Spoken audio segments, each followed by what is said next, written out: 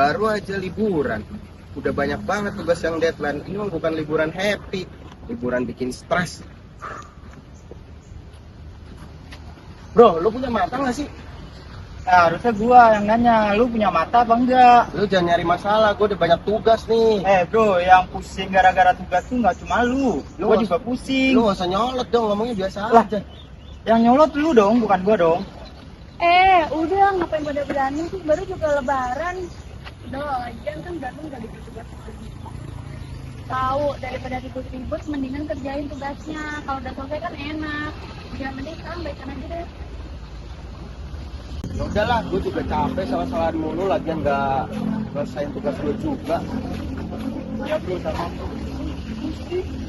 Nah, gitu dong, kan enak dilihatnya damai. Itu udah ribet jangan dikit ribet. Ya kebaikan kecil kayak ngalah gitu kan bikin kecil lebih tenang. Emosi sesaat jangan sampai bikin kita lupa kalau saling memahami itu langkah kecil menuju kebaikan yang besar. Masalah berat bakal lebih ringan kalau diselesaikan bersama, bukan dengan saling menyalahkan.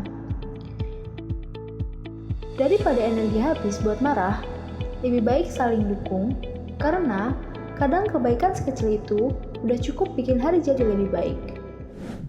Itu liat Novel sama Roy berantem tuh kayak lucu aja gitu, udah kayak produknya ketiga cuma gara-gara tugas numpuk.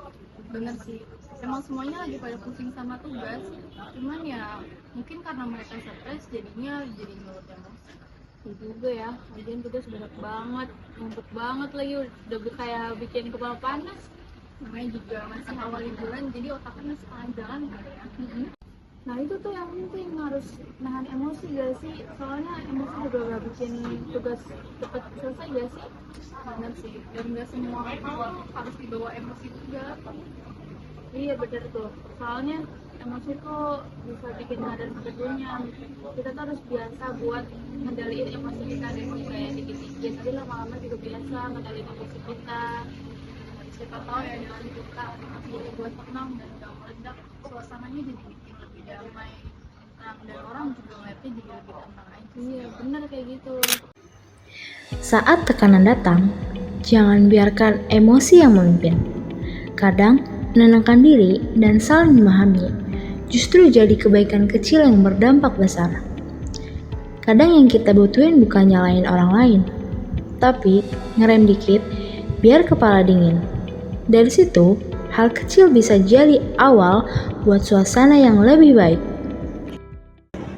Kadang kita terlalu sibuk sama urusan sendiri sampai lupa lihat sekitar. Padahal kebaikan sederhana kayak tanya kabar atau sekedar dengerin curhat temen bisa jadi hal besar buat mereka. Aku belajar kebaikan itu gak harus nunggu waktu yang tepat. Kita sendiri yang ciptakan momen. Dalam hidup itu pasti ada salah paham, tapi bukan salah pahamnya yang penting. Gimana kita nyelesainnya itu yang nentuin segalanya. Mau nunggu ego menang atau mau nyari damai, semua pilihan itu ada di tangan kita. Yang penting adalah mulai dari diri sendiri dulu. Aku sempat terpancing emosi, padahal itu hanya masalah sepele. Tapi dari situ aku belajar bahwa menahan emosi itu bukanlah kelemahan, justru kekuatan. Karena orang yang kuat bukanlah mereka yang memenangkan perdebatan, tetapi mereka yang mampu menahan emosi di panasnya situasi. Gua baru paham ternyata dalam hidup itu kita sebagai manusia terlalu banyak salah pahamnya. Namun entah bagaimana pilihan kita nantinya, mau memilih ego kita yang akan terus diadu atau kita lebih memilih terhadap perdamaian itu sendiri. Karena kalau kata Luffy, hidup itu adalah pilihan. Bahkan jika Anda tidak memilih pun itu adalah pilihan Anda. Thank you. Semua langkah kebaikan dimulai dari hal kecil. Sekarang, giliran kita untuk melangkah.